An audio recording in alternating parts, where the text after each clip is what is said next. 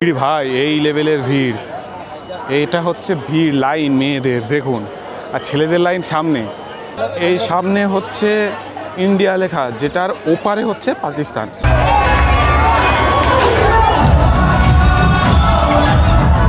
এই সেই টানেল, যে টানেলের কথা বলছিলাম, দীর্ঘ 9 কিলোমিটার।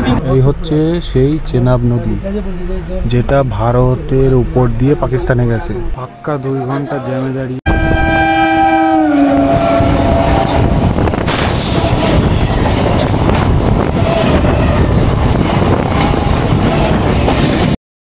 দীর্ঘ 1 মাস রোজা থাকার পর রমজানের শেষে এলো খুশির ঈদ। এই ঈদের পর বাড়িতে বসে কি করব বুঝতে পারছিলাম না। পৃথিবীর এক নৈসর্গিক সৌন্দর্যে ভরা ভূস্বর্গ কাশ্মীর, যেখানে বছরের এক এক সময় ভিন্ন রকম সৌন্দর্য দেখা যায়। তাই তো এবার বেরিয়ে পড়লাম জনপ্রিয় কাশ্মীর টিউলিপ ফেস্টিভ্যালে। সাথে অমৃতসরের স্বর্ণ মন্দির ও ওয়াঘা বর্ডার, এবং থাকছে অমৃতসর মেলের ট্রেনের জার্নি। সেই গল্প নিয়েই আজকের এই পর্ব। তাই ভিডিওটা না কেটে সম্পূর্ণ দেখার অনুরোধ রইল, আর আমার চ্যানেলটিকে সাবস্ক্রাইব করার অনুরোধ রইল। চলুন ভিডিও শুরু করা যাক। 9 এপ্রিল 2025 পৌঁছে গেছি হাওড়া স্টেশনে। এবার আমি যাচ্ছি কাশ্মীর টিউলিপ ফেস্টিভ্যালে।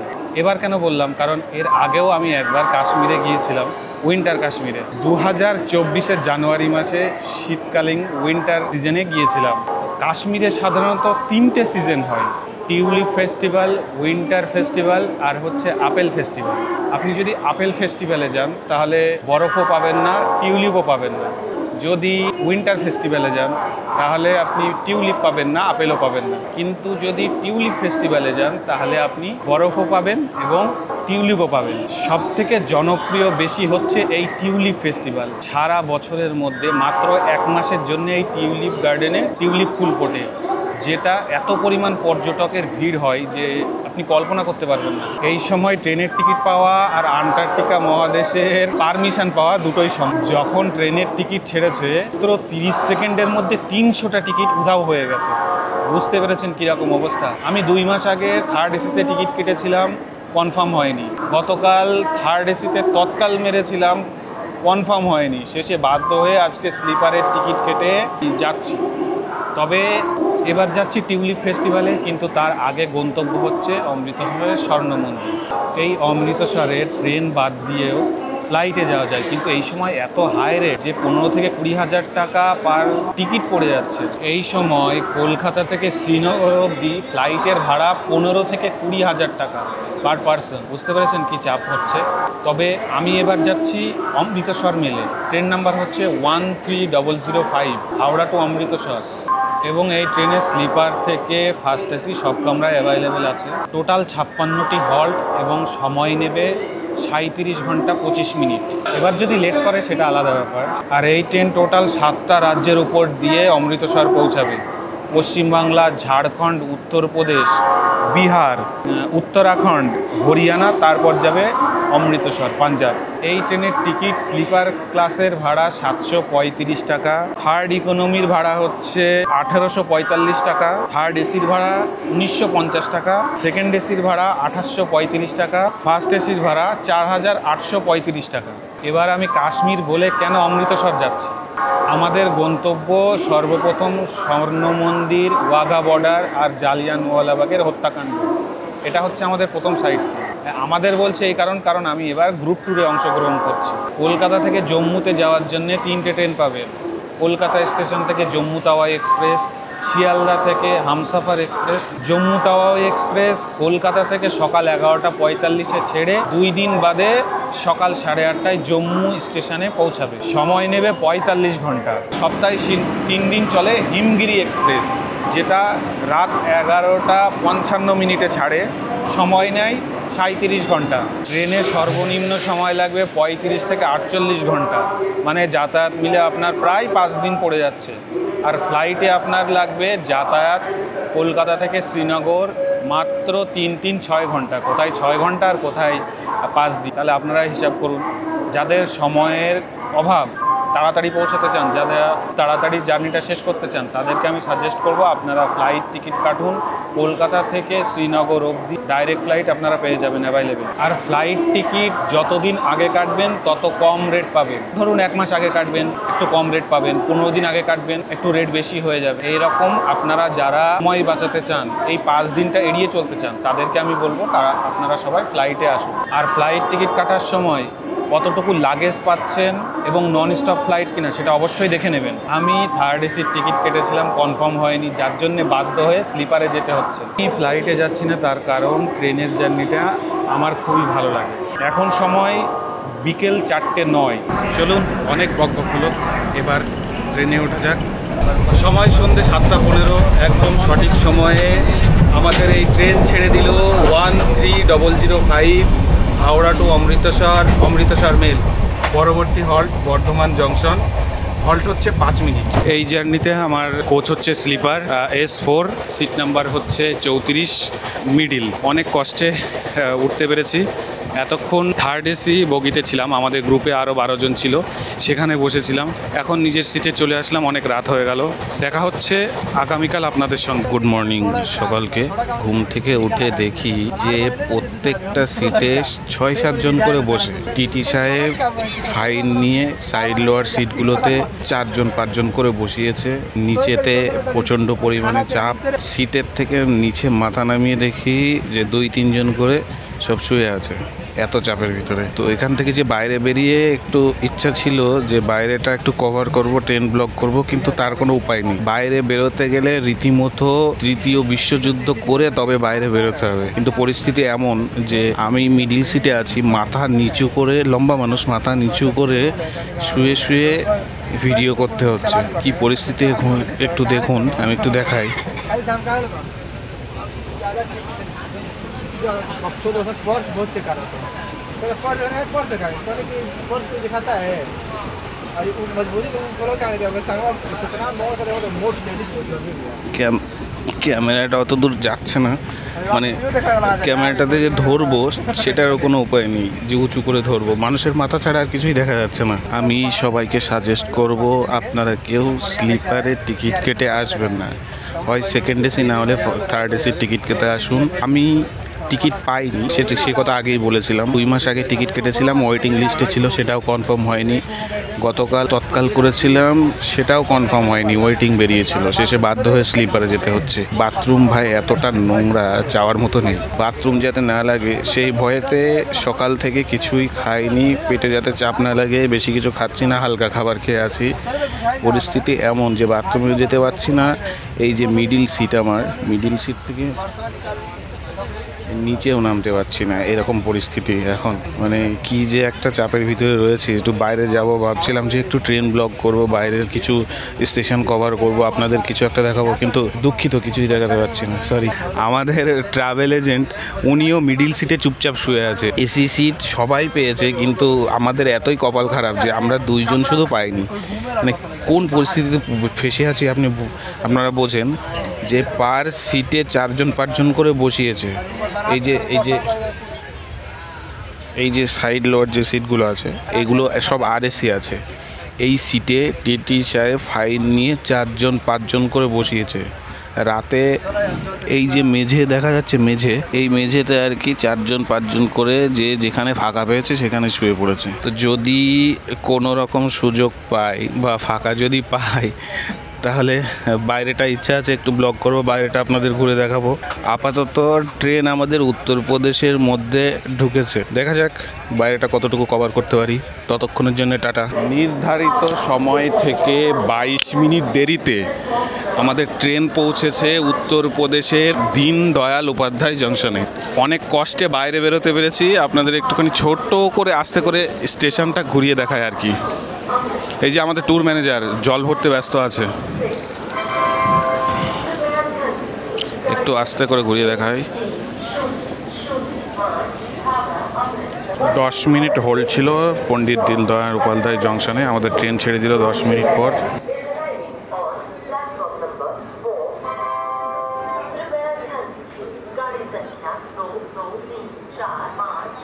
একদম সঠিক সময়ে ট্রেন আমাদের পৌঁছেছে বারাণসী জংশনে। ট্রেন এখানে অলরেডি 20 মিনিট হল্ট করেছে, এখানে জলটল পড়ছিল। এবার মনে হয় সম্ভবত ব্লক করতে পারি, তো দেখা যাক সামনে কি পরিস্থিতি হয়। নির্ধারিত সময় থেকে আরও 8 ঘন্টা দেরিতে আমাদের ট্রেন ছেড়ে দিল বানারস জংশন থেকে।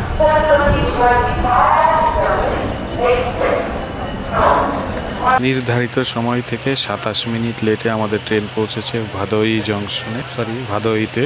এখানে হল্ট হচ্ছে 2 মিনিট। সিটে বসে ভিডিও বানাচ্ছি কারণ বাইরে যেতে পারছি না, এমনিতেই স্লিপারে যাচ্ছি, তারপরে আবার খুবই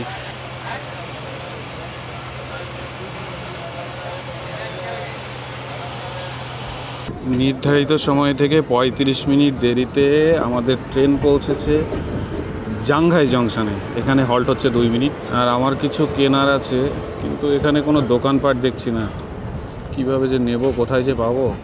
কিছুক্ষণ আগে বাইরে এত গরম ছিল, এখন মেঘলা আকাশ ডাকছে। ওয়েদারটাও ঠান্ডা হয়েছে কিছু। স্টেশন চত্বর পুরো ফাঁকা। কিছু কেনার জন্য নেমেছিলাম কিন্তু কিছুই পেলাম না। উঠে গেছে ঝড়, এখানে খুদেরা খেলতে ব্যস্ত। পরিচয় করিয়ে দিই, আমাদের মিস্টার ইনি হচ্ছেন 2024 সালে আমরা একসঙ্গে কাশ্মীরে গিয়েছিলাম, আবারও 2025 সালে আবারও একসঙ্গে কাশ্মীর যাচ্ছি। আপনি কিছু বলবেন? বলছি এই বাদশা ভাইয়ের সাথে যে আমরা কাশ্মীর গেছিলাম জানুয়ারি স্নো ট্যুরে, ওখানে এত আমরা এনজয় করেছি, এত উপভোগ করেছি যা বলার নেই। এই থেকে আমার প্রথম আলাপ, আর ছাড়তে পারিনি। এমন সঙ্গী হয়ে গেছে যখন আমরা প্রোগ্রাম যেখানে করি, ওই বাদশার ওনার চ্যানেল হচ্ছে ট্রাভেলার বাদশা। আচ্ছা, তো যে থাইল্যান্ডের ট্রিপটা ছিল আমাদের, সেটা তারপর আমরা প্রোগ্রাম করলাম থাইল্যান্ড ব্যাংককে ট্যুর। সব কিছু রেডি, পয়সা জমা হয়ে গেছে, সব হয়ে গেছে। এখন ট্রাভেল বলছে পাসপোর্ট 6 মাসের মেয়াদ নেই, 5 মাস। বেচারা অনেক ফেসে গেল। তৎকালে পাসপোর্ট করাতে দিল, তৎকাল হলো না। তারপর যা হোক হয়েছে, সে সময়ে পাওয়া গেল না পাওয়া যেতে ওর যা হলো না, এই জন্য আমরা খুবই দুঃখিত। আমি একা গেলাম থাইল্যান্ড ব্যাংকক ঘুরে। তারপর বললাম চলো আমরা আবার একবার কাশ্মীর টিউলিপ ফেস্টিভ্যালে যাই, তার সাথে অমৃতসর, দুধপাত্রি, সোনমার্গ, পেহেলগাঁও, গুলমার্গ এইগুলো উপভোগ করি। তাতে রাজি হয়ে এই জন্য আমি অনেক খুশি। আমরা যাচ্ছি আবার পুরো ফ্যামিলি ট্যুর, সঙ্গে গিয়ে ওখানে আবার এখন ট্রেনে আছি। আবারও কাশ্মীর ট্যুর হচ্ছে আমাদের। আবারও একসঙ্গে আবার একটা নতুন জার্নি হচ্ছে। যে আমাদের যে ট্যুর সংস্থা নিয়ে যাচ্ছে সেটা হচ্ছে হলিডাইজ ট্রাভেল, মিদনাপুর, কোথায় যেন? হ্যাঁ, পাঁশকুড়া। তো ওনাদের নাম্বার এবং নাম আমি ডেসক্রিপশন বক্সে এবং স্ক্রিনে দিয়ে দেবো, আপনারা যোগাযোগ করতে পারেন। এনাদের সার্ভিস এখনও অবধি খুবই সুন্দর পেয়েছি।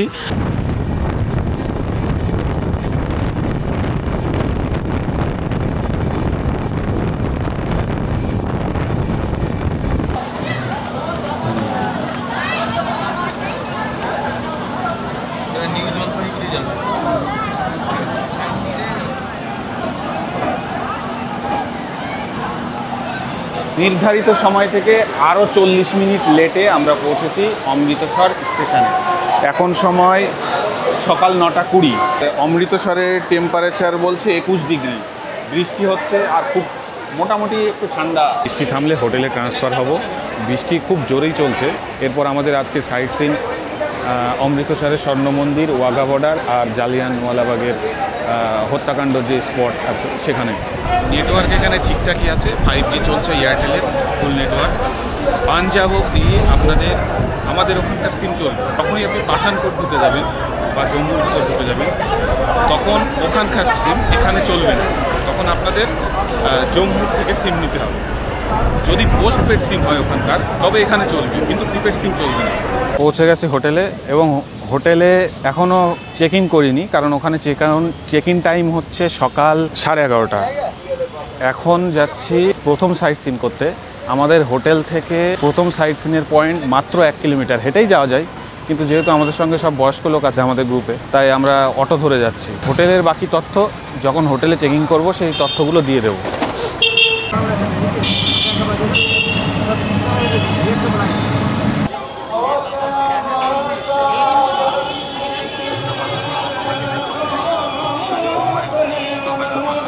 এই গোল্ডেন টেম্পলের আরেকটি নাম হচ্ছে হর সাহিব মন্দির, যেটা গোল্ডেন টেম্পল শিখ ধর্মাবলম্বীদের। ভাই এই চত্বরে এত ভিড় বলার মতো না। জানি না কেন এত ভিড় আজকে, রোজ এতটা দেখিনি কখনো আমি অন্য ভিডিওতে, কিন্তু আজকে দেখছি প্রচণ্ড ভিড়। এখানে আপনাদের জুতো এইভাবে রেখে যেতে হবে খালি পায়ে। এই মন্দির নির্মাণ হয় 1558 সাল থেকে 1604 সাল পর্যন্ত। চলুন ভিতরে গিয়ে দেখা যাক এবার।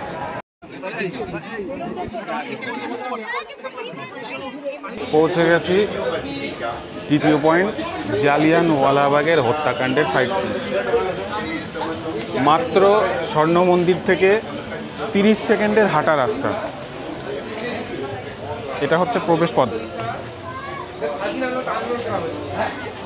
আপনারা হয়তো পড়েছেন জালিয়ানওয়ালাবাগের হত্যাকাণ্ড চলে ভারতে যখন ব্রিটিশ শাসন ছিল। 1919 সালের কর্নেল ব্রিগেডিয়ার রেজিনাল্ড ডায়ারের নির্দেশে এই হত্যাকাণ্ড চালানো হয়। টোটাল 2000 জন ভারতীয়কে এই ব্রিটিশ শাসন মানুষকে হত্যা করে।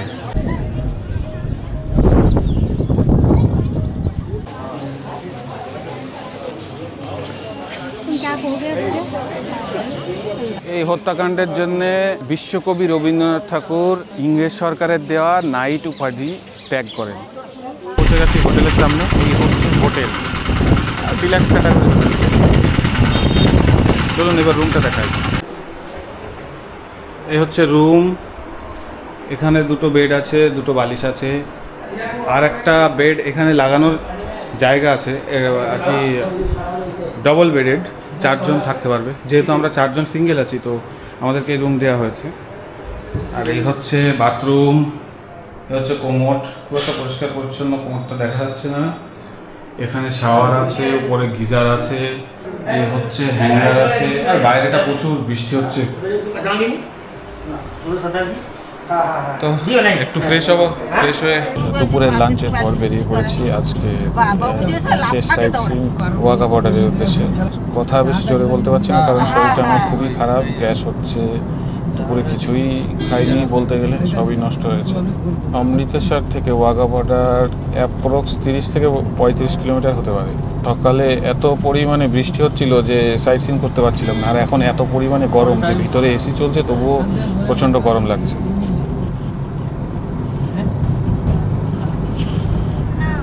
পৌঁছে গেছি ওয়াঘা বর্ডারের কার পার্কিংয়ে। কার পার্কিংটা দেখায়, এখানে গাড়ি পার্কিং করার জন্য 20 টাকা পার পার্সন নেবে। বেশি জোরে কথা বলছি না কারণ শরীর সত্যি প্রচণ্ড খারাপ, গ্যাস হচ্ছে এখনও। এখান থেকে উপরে, এখানে উপরে যেখানে পার্কিং হয়েছে এখান থেকে একটু দেখাই। এখান থেকে এই ক্যামেরাতে আসবে না অত জুম। ভিড় ভাই, এই লেভেলের ভিড়। এইটা হচ্ছে ভিড়, লাইন মেয়েদের দেখুন, আর ছেলেদের লাইন সামনে। ভিতরে কত লোক ধারণা করতে পারবেন না, কতগুলো লোক। কত কষ্ট করে ঠেলে ঠুলে এইভাবে এখানে পৌঁছালাম। কত লোক এখানে শুধু একবার দেখুন, একটু ঘুরে দেখাও ক্যামেরাটা, কত লোক এখানে শুধু। এই লেভেলের ভিড় ভাই, এই লেভেলের ভিড়।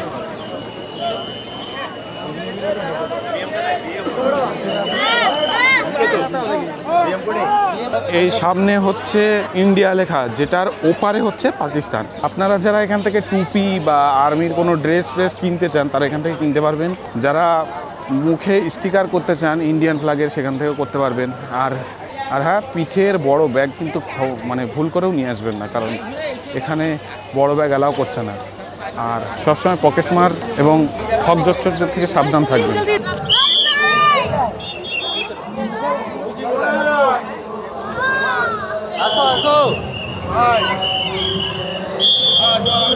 এখানে সে ফটো তুলতে পারেন যেখানে লেখা আছে আই লাভ ইন্ডিয়া।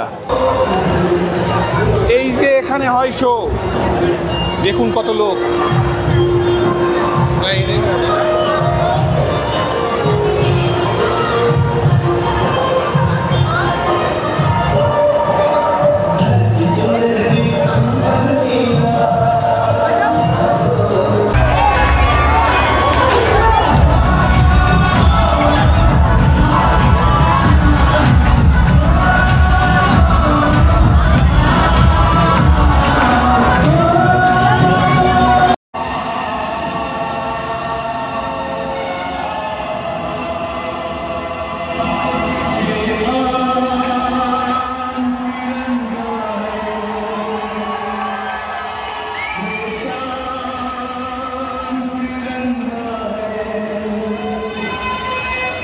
এই হচ্ছে সেই বিখ্যাত light and sound show Wagah বর্ডারের।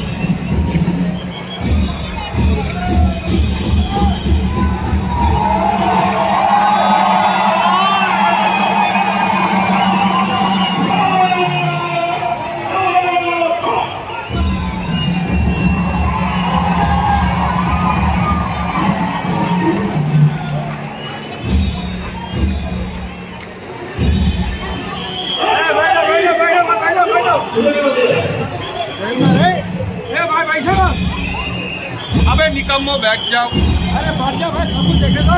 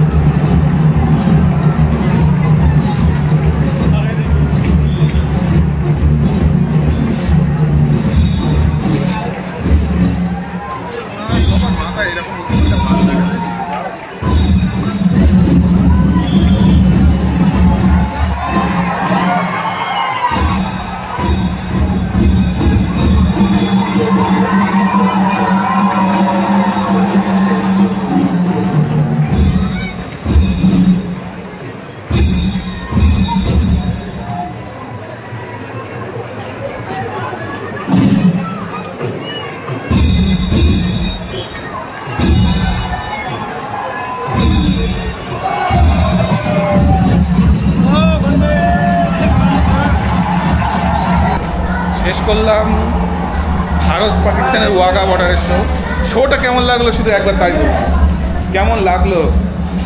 এই শোটা মোটামুটি 3 থেকে 4 ঘন্টা হয়, অনেকক্ষণ ধরে দেখলাম, 3.5 ঘন্টা ধরে দেখলাম। এছাড়া এত ভিড় হয় আর এত চাপ হয় এখানে যে কিছুক্ষণ বাদে গাড়ি বেরোনোর জায়গায় থাকবে না, ওই জন্যে তাড়াতাড়ি বেরিয়ে গেলাম যাতে তাড়াতাড়ি পৌঁছাতে পারি, না হলে এখানে জ্যাম লেগে গেলে 3-4 ঘন্টা জ্যামই থাকে। এই হচ্ছে ভারত পাকিস্তান বর্ডার, এই হচ্ছে কাঁটাতারের ওই পারে যে হলুদ দেখা যাচ্ছে ওটা হচ্ছে পাকিস্তান, আর এই দিকে হচ্ছে আমাদের ভারত। আর এই হচ্ছে এখানে সাউন্ড শো হচ্ছে, এখনও চলছে রানিং, সাউন্ড শো বিএসএফদের। এটা রোজই হয় দুপুর 3টে থেকে সন্ধ্যে 6টা অবধি। শরীর আমার এত খারাপ, কাল দুপুর থেকে এখনও অবধি চোখ খুলতে পারছি না। কাল সারাদিন ঘুমিয়েছিলাম, বাইরে কোথাও বেরোইনি, চোখ খুলতে পারছি না, চোখগুলো যে খুলবো সেরকম পরিস্থিতি নেই, এরকম শরীরটা খারাপ। যাই হোক, আপনাদের রাস্তার কিছু সাইট সিনগুলো দেখাতে পারছি না, ডিরেক্ট শ্রীনগরে গিয়ে আপনাদের দেখাবো। যদি শরীর সুস্থ থাকে তাহলে সাইট সিন করবো, না হলে করতে পারবো না।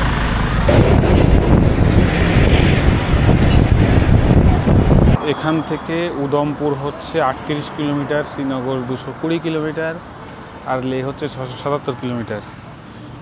বাঁ পাশের গাড়িটা আমাদের ছিল, এখন ডান পাশের গাড়িটা লাগেজ চেঞ্জ করে দিয়ে এখন থেকে প্রত্যেক দিনের সাইট সিন হিসাবে আমাদের ডান পাশের গাড়িটা থাকবে। দাঁড়িয়ে পড়েছি এরকম রাস্তার ধারে, কিছু আমরা নিজেরা রান্না করে খাওয়া দাওয়া করবো, তার জন্য আশেপাশে এরকম প্রকৃতি, পাহাড়, হাইওয়ের পাশে। এই সেই টানেল, যে টানেলের কথা বলছিলাম, দীর্ঘ 9 কিলোমিটার। এই টানেলের নাম হচ্ছে চেনাব নাস্তি টানেল, 9 কিলোমিটার। এখন আমরা মাটির তলা দিয়ে যাব, ভাবা যায়?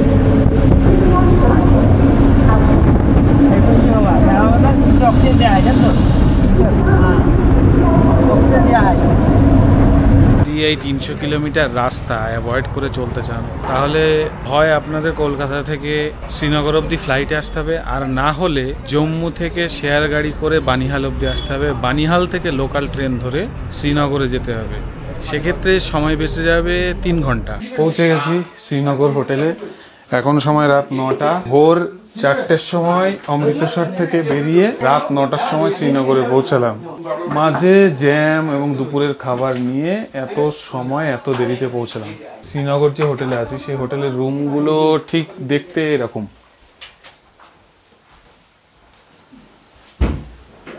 পৌঁছে গেছি শ্রীনগরে, আর সেই সঙ্গে শেষ করছি আমার এই পর্বের ভিডিও। সবাই ভালো থাকবেন, সুস্থ থাকবেন। দেখা হচ্ছে আপনাদের সঙ্গে আগামী পর্বে, যে পর্বে থাকবে একটা নতুন গল্প, নতুন জায়গা। সবাইকে অনেক অনেক ধন্যবাদ এই ভিডিও দেখার জন্য। সবাই ভালো থাকবেন, সুস্থ থাকবেন, আর দয়া করে আমার চ্যানেলটি নতুন, সবাই সাবস্ক্রাইব করে দেবেন। সবাইকে good night, tata, bye bye.